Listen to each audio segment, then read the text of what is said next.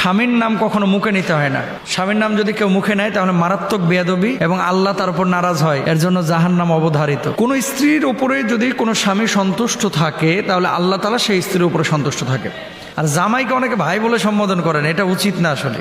গাজীপুর মাওনা থেকে প্রশ্নটি করেছেন আমাদের এক বোন, তার নাম হচ্ছে জেরিন। লিখেছেন, স্বামীকে নাম ধরে ডাকা যাবে কিনা এবং আমার স্বামী আমাকে কোন নামে ডাকলে বা কিভাবে সম্বোধন করলে আল্লাহ খুশি হবেন। আমাদের বাংলাদেশে একটা বিষয় প্রচলিত আছে যে স্বামীর নাম কখনো মুখে নিতে হয় না।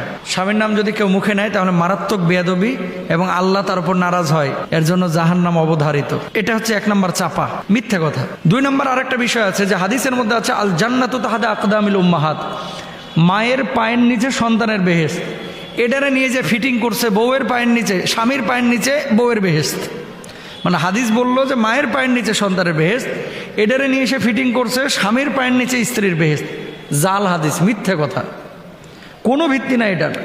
হ্যাঁ, একটা জায়গা আছে, স্বামীর সন্তুষ্টি এটা জরুরি।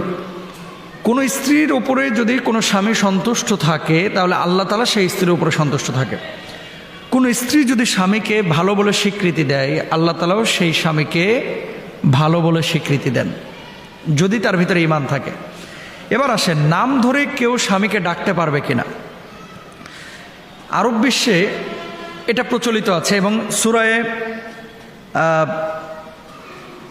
ইব্রাহিম আলাইহিস সালাতু ওয়াস সালামকে যে তার স্ত্রী যখন ইসমাইল আলাইহিস সালাতু ওয়াস সালামকে এবং হাজরা আলাইহিস সালাতু ওয়াস সালামকে যখন তিনি কাবার এই প্রান্তরে সাফা মারওয়ার এখানে রেখে চলে যাচ্ছিলেন, তখন ইয়া ইব্রাহিম বলে তিনি সম্বোধন করেছিলেন যে হে ইব্রাহিম, তুমি আমাদেরকে এমন উপত্যকায় যেখানে জনমানব নাই, এই জনমানবহীন এরকম একটা উপত্যকায় তুমি আমাদেরকে রেখে চলে যাচ্ছ। তার মানে হাজরা আলাইহিস সালাতু ওয়াস সালাম ইব্রাহিম আলাইহিস সালাতু ওয়াস সালামকে ইয়া ইব্রাহিম বলে মানে সম্বোধন করেছিলেন।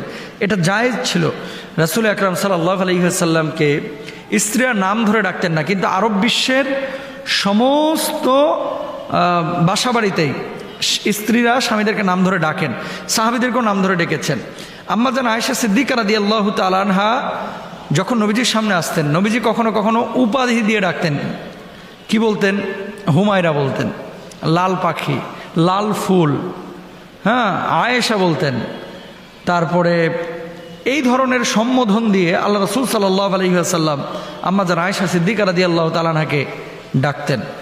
এবং বাপ এবং মায়ের নামের সাথে অনেকে আপনার নেসবত করে ডাকেন, আবু মুহাম্মদ, আবু আহমদ, তাই না, আহমদের পিতা। তারপরে দেখবেন উম্মে হানি, উম্মে কুলসুম মানে কুলসুমের মা। এইভাবে বাপমার সাথে সম্বোধন করেও কিন্তু অনেকে ডাকে। তো বাংলাদেশে এটাকে কেন খারাপ দৃষ্টিতে দেখা হয়? খারাপ দৃষ্টিতে এই কারণে দেখা হয়, আমরা তো বাংলা ভাষাভাষী, স্বামীকে আমরা মর্যাদা দিই, ইজ্জত দিই, অনেকে ইজ্জত দিই না। যেহেতু এই দেশের কালচারে এই নাম ধরে ডাকাটা ময় মুরব্বীরা ভালোভাবে নেয় না, এই জন্য আমরা নিরুৎসাহিত করি যে নাম ধরে ডাকেন না আপনার বাবুর বাপকে। এখন আপনার স্বামীর নাম জামাল, যদি বলা হয় যে জামাল বলে আপনি ডাকেন, ও জামাল থেকে পরে জামাইল্লা বানায় ফেলবে। কথা বুঝতে পেরেছেন? এখন কেউ যদি ডাকে সুন্দর করে যে এই জামাল কেমন আছে, কেমন আছো, এই জামাল ভাত খাবা না, এটা তার জন্য হারাম না। যদি জিজ্ঞেস করা হয় যে আপনি আপনার বউকে নাম ধরে ডাকতে পারবেন, ডাকতে পারবেন, কোনো সমস্যা নাই। কিন্তু যেহেতু কালচারের মধ্যে এটা নাই, এই জন্য মাকরুহে তানজিহি পাকিস্তানের কয়েকজন ওলামা ইকরাম বলেছেন যে এটা আসলে উচিত না, যেহেতু প্রচলিত না। তবে আমাদের দেশে কি বলে সম্বোধন করে? আমাদের দেশে সম্বোধন করে সালমানের আব্বা, মরিয়মের আব্বা। আবার মরিয়মের আব্বাও বউকে সম্বোধন করে, কি গো শুনছো, ও গো শুনছো, কি গো শুনছো, এইভাবে সম্বোধন করে। তা ইশারা ইঙ্গিতে এরকম যদি সম্বোধন করেন এটা তো ভালোই, স্বামীরাও খুশি থাকে, বউরাও খুশি থাকে। তবে হ্যাঁ, নাম ধরে যদি ডাকেন আপনি ডাকতে পারেন, এটা হারাম না। তবে কালচারে নাই দেখে আলেম ওলামারা না করেন। অনেক সময় দেখবেন বউকে আপনি করে সম্বোধন করলে, বউকে আপনি করে সম্বোধন করলে অনেক মুরব্বীরা বলে বউকে আবার আপনি বলতে হয়, তুমি করে বলতে পারো না। স্বামীকে আবার আপনি বলতে হয়, তুমি করে বলতে পারো না।